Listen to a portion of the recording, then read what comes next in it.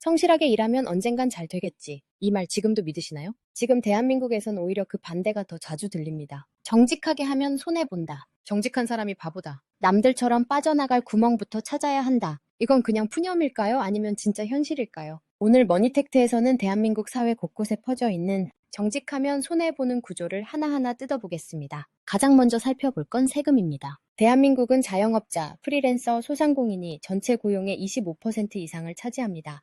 그런데 이들의 소득 파악은 대부분 신고에 의존합니다. 어떤 사람이 있습니다. 매출 5천만 원, 비용 3천만 원.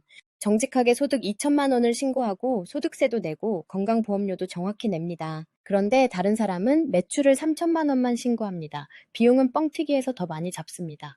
결과적으로 이 사람은 실제보다 훨씬 적은 소득을 신고하게 되죠. 누가 더 많은 세금을 낼까요? 바로 정직한 사람입니다. 게다가 이 격차는 건강보험료, 국민연금, 기초생활보장 심사 등에도 영향을 줍니다. 국가는 신고된 소득을 기준으로만 판단하니까요. 그래서 일부 사람들은 오히려 이렇게 말합니다. 괜히 정직하게 다 신고했다가 정부 지원 못 받는다. 정부는 실수요자 보호를 명목으로 대출 규제를 강화해왔습니다.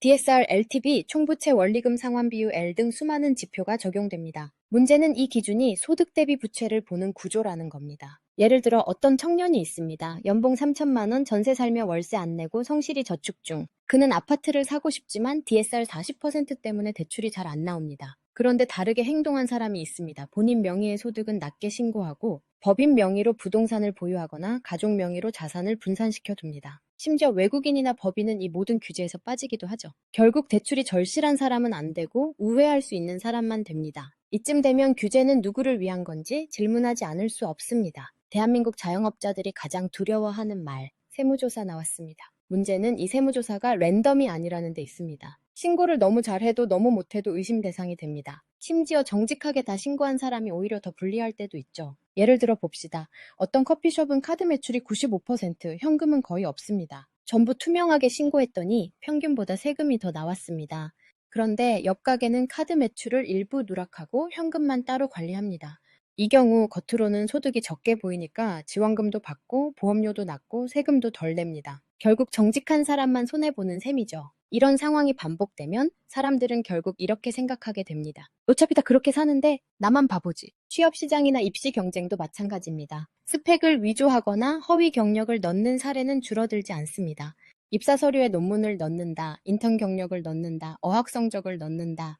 정직하게 준비한 사람은 사실 그대로 쓰지만 조금이라도 가공한 사람은 그보다 더 매력적인 후보처럼 보이게 됩니다. 불법은 아니지만 비윤리적인 선택들이 경쟁력이 되는 현실. 그걸 감시하는 제도나 시스템은 부실하거나 아예 없기도 합니다. 심지어 공공기관에서도 채용비리나 코드 인사가 반복되죠. 원칙대로 하면 탈락하고 줄 서면 붙는 구조. 이게 바로 정직하면 손해라는 말을 만들어낸 배경입니다. 그럼 이런 말도 안 되는 구조는 왜 반복될까요? 정답은 제도 설계자가 누구인가에 있습니다. 대출 규제는 대출이 필요 없는 사람이 만들고 세금 정책은 자산이 많은 사람이 설계하며 경쟁 구조는 이미 경쟁을 끝낸 사람들이 유지합니다. 즉, 제도는 현실과 괴리된 곳에서 불균형한 위치에서 만들어진다는 것입니다. 게다가 적발 시스템은 부족하고 처벌은 미약하고 그러다 보니 빠져나가는 사람만 이익을 보게 되는 거죠. 결국 이 모든 구조가 유지되는 건 정직한 사람도 어쩔 수 없이 눈을 감게 되는 사회 때문입니다. 하지만 그 구조는 스스로 무너지지 않습니다. 신고하는 사람이 정직해야 하고 만드는 사람도 감시하는 사람도 지켜보는 사람도 함께 움직여야 바뀝니다.